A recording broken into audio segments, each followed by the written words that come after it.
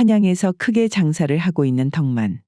그는 부모로부터 물려받은 재산도 많았으며 젊은 나이에도 불구하고 매점 매석을 통한 사업수단과 그로 인해 축적된 재산을 돈놀이를 통해 불리는 것까지 돈을 벌 수 있는 것이라면 무엇이든 하는 한양의 큰손이었지요.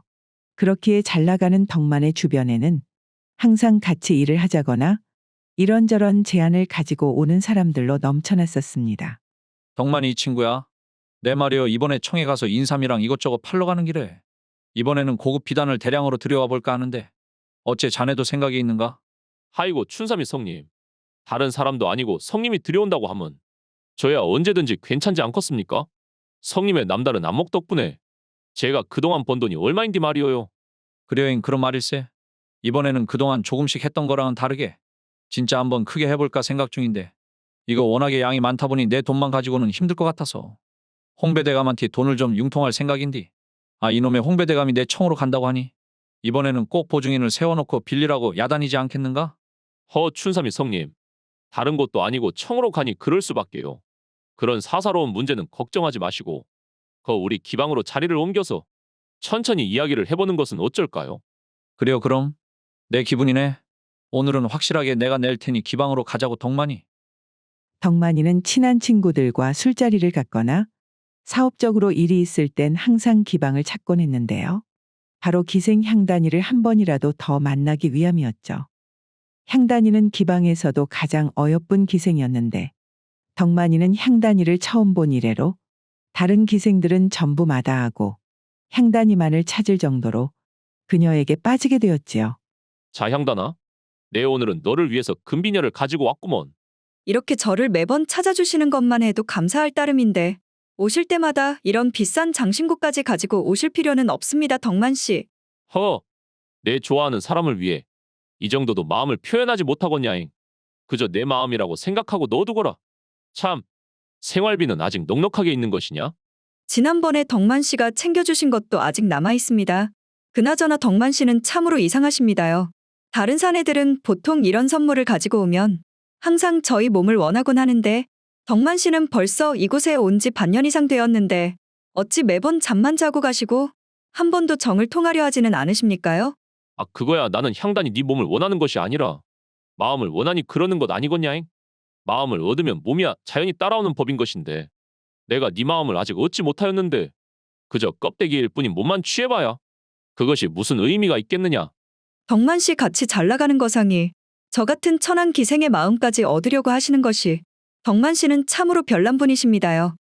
그 이후로도 덕만은 꾸준히 향단이에 대한 변함없는 모습을 보여주자 여태 한 번도 다른 사람에게 마음을 내어준 적이 없던 향단이도 점점 덕만이에게 자신의 마음을 열기 시작했고 마침내 그들은 정을 통하는 사이가 되었습니다.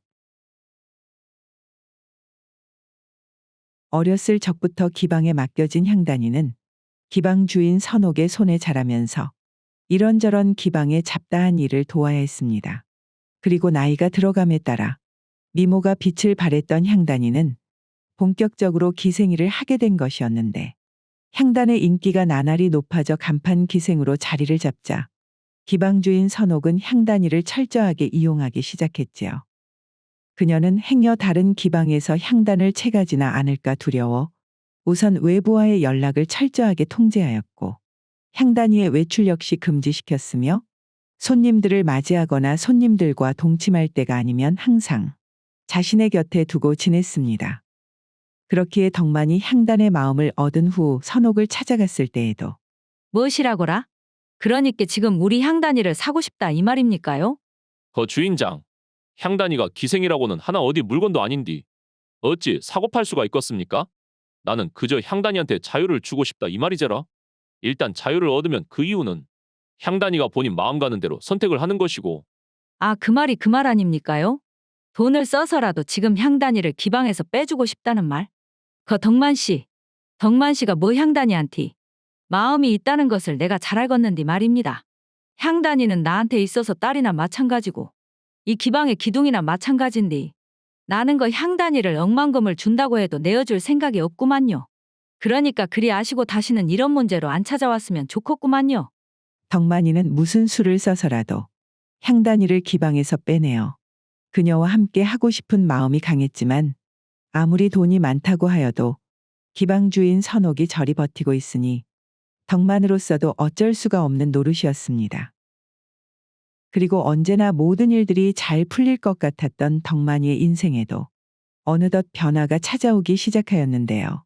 한양에서 가장 크게 돈놀이를 하고 있는 악명 높은 홍배대감이 예고도 없이 덕만의 집에 찾아오는 일이 있었습니다. 하이고 무섭게 홍배대감님께서 우리 집에는 무슨 일로 찾아오셨단가요? 제가 다른 사람은 몰라도 홍배대감님 돈은 한 번도 빌린 적이 없는데 말입니다. 덕만이 자네 다름이 아니라 춘삼이랑 혹시 연락이 닿는가? 춘삼이 성님이라문 거 반년 전에 청에서 물건을 들여온다고 하시면서 가놓고 아직 연락이 없구만요. 생각해보니 돌아올 때가 지나도 한참 지났는디 듣고 보니 이상하구만요. 역시 내 그럴 줄 알았구만. 춘삼이 그 친구가 나한테 돈을 꿔간 것을 기억하는가? 나도 보통 춘삼이 정도 되는 거상한테는 안 그러는데 이번에는 워낙에 빌리는 액수가 커놓으니 보증인을 요구했고 그리고 자네가 이번 거래에 보증인으로 세워졌던 것도 말일세. 자 여기 한번 확인해 보시게나 덕만이. 오메 어르신네? 액수가 다 해서 10만 양이나 됩니까요? 생각해보니 원체 제가 도움을 많이 받은 성님이니 이번에는 진짜 큰 돈벌이가 있다고 해서 저도 한몫 벌게 해준다며 하기로 한 것인디 그런디 그 액수가 자그마치 10만 양이라니 홍배대감님. 그 금액을 만들려면 제가 여태까지 평생 번 것에 가지고 있는 집까지 팔아야 될까 말까인디 말이오요. 뭐 나는 그런 사정 같은 것은 모르겠고 나야 단순히 다음 주까지 춘삼이 나타나지 않으면 자네에게 청구를 할 수밖에 없는 입장이구만. 대감님 조금만 기간을 연장해 주시면 안 되겠습니까? 제 사정 좀 봐주시란께요. 미루는 거야 자네 자유지만 말이요. 미루는 만큼 이자는 더 불어나는 것은 자네도 돈놀이를 해봐서 잘 알 테지. 결국 돈을 갚기로 한 기한이 되어도 춘삼이의 모습은 어디에서 찾을 수가 없었고 어쩔 수 없이 덕만이는 모든 것을 팔아 홍배대감에게 돈을 갚아야만 했습니다.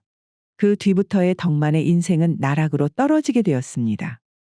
그는 마을을 지나가다가도 친구들이나 사업적으로 알게 된 사람들을 만나게 되면 자신의 모습을 보이기가 부끄러워 피해 다니기 바빴으며 그의 친구들도 그가 망했다는 소식을 듣고는 누구 하나 도움을 주기 위해 찾아오기는커녕 길에서 보게 되더라도 아는 체를 하지 않았지요. 결국 덕만이는 끼니를 해결할 돈조차 남아있지 않아 굶고 다니기 일쑤였으며 밤이 되면 아무 집이나 몰래 들어가 헛간이나 부엌 등에서 추위를 피하는 수밖에 없었습니다. 잘 나갈 때는 모두가 내 곁에서 함께 웃어주더니 이렇게 나락으로 떨어지니 결국에는 나 혼자서 울어야 하는구나. 이것이 인생이구만 이것이. 덕만이는 말 그대로 한양의 거상에서 거렁뱅이로 전락해버렸습니다. 한편 선옥의 감시하에 외부와의 모든 소통이 단절된 채 살아가는 기생향단이는 자주 오던 덕만이가 벌써 마지막으로 다녀간 지 반년 이상이 되자 덕만이의 근황이 너무나 궁금하였습니다. 저기 주인마님, 뭐 좀 물어볼 게 있는데 말이어요. 그려 향단아 네 무슨 일이 있는 것이냐잉? 다름이 아니라 요즘 덕만 씨가 저를 찾아온 지 벌써 반년 이상이 된 것 같은데 저를 처음 불러주신 이래로 지금껏 일이 오래 안 찾아오신 적이 없었는데 혹시 덕만 씨한테 무슨 일이 있는 것은 아닌지 걱정이 되어나서 요즘 밤에 잠도 잘 안 오는구만요. 주인 마님께서는 뭔가 들으신 게 있나 해서 궁금해 여쭤봅니다요. 향단아 네 내 말 잘 들어야 쓴다잉. 이것이 바로 남자들이 기생을 대하는 방식이구만. 그네들이 겉으로야 이런저런 돈이나 뭐 장신구를 주면서 니한테 간이고 쓸개고 다 줄 것처럼 하지만 말이여. 절대로 기생들한테 마음까지는 안 주는 것들이 남정네들이구만. 그러니 니 절대로 손님한테는 마음을 줘서는 안 된다잉. 그래도 마님, 다른 사람이라면 모르겠지만 제가 보기에 덕만 씨는 절대 그런 사람이. 네가 아직도 정신을 못 차리고 그래도라고 하는구만. 그거 딱 보면 모르겠냐? 뭐 너보다 더 마음에 드는 기생을 찾았거나 그것이 아니면 평생을 함께할 임자를 찾은 것이지. 그러니 너는 그 덕만 씨한테는 관심 끄고 다른 손님들 받을 준비나 하는 것이 좋을 것이구만. 아, 알겠습니다, 마님. 향단이는 주인 선옥이의 말을 도저히 믿기는 어려웠으나 따로 덕만의 상황을 알아볼 수 있는 방법이 없었으니 별 다른 도리가 없었지요. 사실 기생집 주인 선옥은 한 달 전 덕만이를 우연히 길에서 마주친 적이 있었는데요. 후줄근하게 차려입은 덕만이를 보고 처음에는 긴가민가했지만 이내 덕만이인 것을 알아차렸지요. 이것이 누구여 덕만씨 아니란가요? 내 옷차림을 보고 아닐 거라고 생각했는디. 진짜 덕만씨 맞구마잉. 누군가 했더만 기방 주인장이었구만요. 하이고 여기서 이렇게 만날 줄은 생각 못했는디. 그런디가 덕만씨가 하는 일이 안 좋아졌다는 이야기를 듣기는 했는디. 도대체 무슨 일이 있었단가요? 그것보다 말이요. 향단이에게 내가 지금 사정이 좀 좋지 않아. 당분간 기방에는 가기 힘들 거라고 좀 전해주시겠습니까요? 제가 지금 비록 이런 꼴이 되었지만서도 우습게도 행여 그 아이가 갑자기 발길을 끄는 나를 걱정하고 있지 않을까 그것이 걱정되는구만요. 그래도 사람이 갑자기 안 오면 이유라도 알고 있어야 할 것 같아서 말이어요. 아, 알겠구만요. 제가 꼭 전해드릴 테니까. 그 부분은 걱정 안 하셔도 될 것 같구만요. 선옥이는 행여 향단이가 덕만이의 사정을 알게 된다면 몰래 기방을 나가기라도 하지 않을까 불안한 마음에 향단이에게는 모르쇠로 일관하고 오히려 덕만이가 다른 여자가 생긴 게 분명하다는 둥의 거짓말로 그녀의 관심을 돌렸지요. 그리고 덕만이가 기생집의 발길을 끄는 지 3년. 향단의 인생에도 우연히 큰 변화가 찾아왔는데요.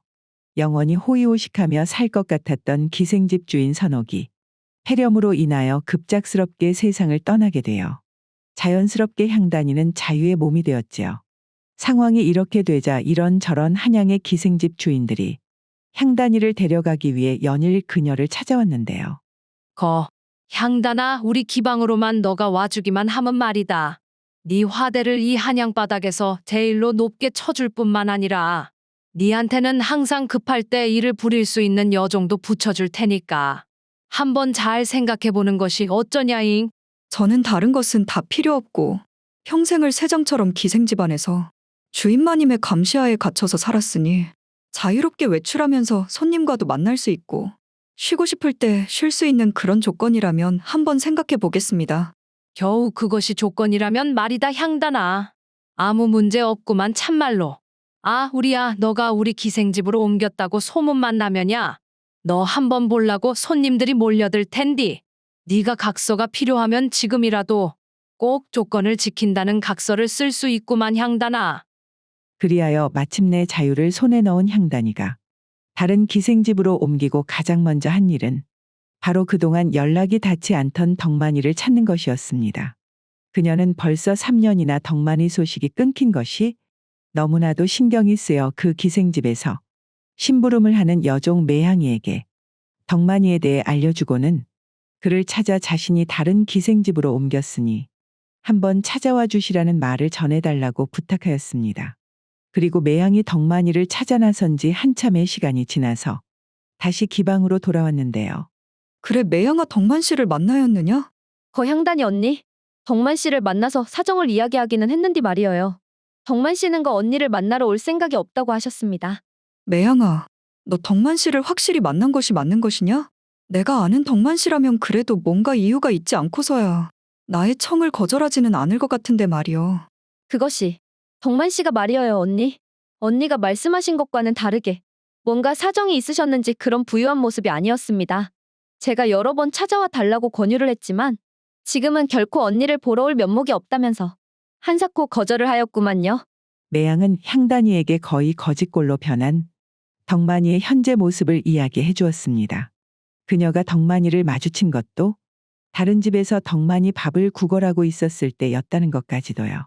매양의 말을 전부 들은 향단은 적잖게 충격을 받은 얼굴로 말없이 방으로 돌아가서 이내 편지를 한 장을 써가지고 와 매양이의 손에 들려주었습니다. 수고스럽게 미안한데 매양아, 너 한 번만 다시 가서 덕만 씨를 찾아가. 그냥 말없이 이 편지만 전해주거라. 알겠구만요, 언니. 지금 바로 다녀오겠습니다요. 그리하여 매양은 다시 한번 덕만이를 만나 향단이의 편지를 전해주었습니다. 편지를 받아본 덕만은 깜짝 놀라 편지에 적힌 대로 3일 후 밤에 기방으로 찾아가겠다고 매향이에게 약속을 했지요. 그리고 3일의 시간이 지나고 한참 향단이 손님을 맞이하며 분주하게 일을 하고 있을 때 매양이 조용히 향단을 밖으로 불러내었는데요. 언니 곧 덕만 씨가 언니를 찾아오셨는데요. 그래? 매양아, 그럼 얼른 내 방으로 모시지 않고 못하는 것이냐? 그것이 말입니다. 지금 우리 기방의 덕만 씨가 장사할 때 알던 손님들이 많으시다고 들어오시기 부끄럽다며 기방 밖에서 기다리신다고 합니다요. 뭐시라 이 추운 날 밖에서 기다리고 계시다고? 향단이 곧장 기방 밖으로 나가보니 그곳에는 자신이 그토록 찾던 덕만이 있었습니다. 덕만은 눈이 오는 추운 날씨에도 얇디 얇은 옷차림으로 벌벌 떨면서 향단을 기다리고 있었지요. 향단이는 몇 년 만에 덕만이를 마주했음에도 아무 표정 변화도 없이 한참을 덕만을 바라보았습니다. 허허, 이것이 몇 년 만이냐 향단아. 그런디 오늘 너를 만나러 오지 않으면 스스로 자결을 하겠다니. 어찌 그런 무서운 말로 사람을 다 겁을 주는 것이냐잉. 내 그 편지를 읽고 지금까지 아주 잠을 못 잤구만. 덕만 씨가 한낱 기생인 저에게 천하의 그 누구도 흉내내지 못할 만한 사랑을 주었는디 그런 덕만 씨를 더 이상 보지 못한다면 내 더 살아서 무엇을 하겠습니까? 나도 천하 그 누구도 흉내낼 수 없는 행동으로 내 의지가 이렇다는 것을 보여줄 수밖에요. 날이 춥습니다. 이것을 가지고 가시지요, 덕만 씨. 향단은 덕만이에게 조용히 보자기 하나를 건넸는데요. 그 안에는 향단이 그동안 덕만이에게 받았던 돈과 값비싼 장신구들이 들어있었습니다. 여태껏 덕만 씨에게 받았던 것들은 단 한 푼도 쓰지 않고 따로 모아두었습니다. 이전처럼 크게 장사를 할 수는 없을지도 몰라도 그 정도면 그래도 무엇인가 시작해 볼 수 있는 기회 정도는 얻으실 수 있으실 겁니다. 향단아, 내가 참으로 이 꼴이 되어나서 너 얼굴을 볼 면목이 없구나. 거 말이다. 시간이 얼마나 걸릴지는 모르겠는디. 내가 이 돈으로 다시 일어서서 자리를 잡게 되면 내 발로 다시 한번 기방에 와서 너를 데리러 올 테니 네 나를 그때까진 기다려 줄 수 있겠냐잉. 그제서야 표정이 없는 향단의 얼굴에는 미소와 함께 붉은 홍조가 띄어졌습니다. 살았는지도 죽었는지도 모른 채로 3년도 넘는 시간을 기다렸는디 이제서 덕만 씨의 마음을 확인했으니 평생을 기다리더라도 기쁜 마음으로 기다릴 수 있지 않겠습니까? 그 후 덕만이는 향단이에게 받은 돈과 장신구들을 미천으로 하여 다시 장사길에 뛰어들었습니다. 그는 가난했던 지난 3년을 생각하며 이를 꽉 깨물고 미친 듯이 일에만 매진을 하였고 워낙에 수완이 좋은 덕만이었기에 이전만큼의 큰 부자는 아니지만 몸을 뉘일 수 있는 집도 마련할 수 있을 만큼 생활이 안정을 찾아가게 되었지요. 그리고 향단이에게 돈을 받은 지 1년 정도 지난 어느 날 덕만이는 처음으로 향단이를 만났을 때처럼 잘 차려입고 다시 기방을 찾았지요. 향단이는 자신을 찾아온 덕만이를 보자마자 눈에 눈물이 맺히기 시작했습니다. 향단아, 내 약속대로 말이여. 이렇게 니를 데리러 왔구먼. 그래도 생각보다는 훨씬 빨리 오셨구만요. 그 후 덕만이는 마침내 향단이를 부인으로 맞이하게 되었고 향단 역시 기방을 나와 다시는 화류계에 발을 들이지 않고 덕만이 일에 집중할 수 있게 부인으로서 내조를 다하며 부족하더라도 서로 현재 가진 것에 만족을 하며 평생 알콩달콩 잘 살았다고 합니다. 오늘의 고전여행 이야기는 이것으로 마치겠습니다. 오늘도 부족하지만 긴 영상 봐주신 여러분들께 감사드리며 항상 가정의 평안이 깃들기를 바라겠습니다. 그럼 저는 다음 영상으로 다시 찾아뵙겠습니다.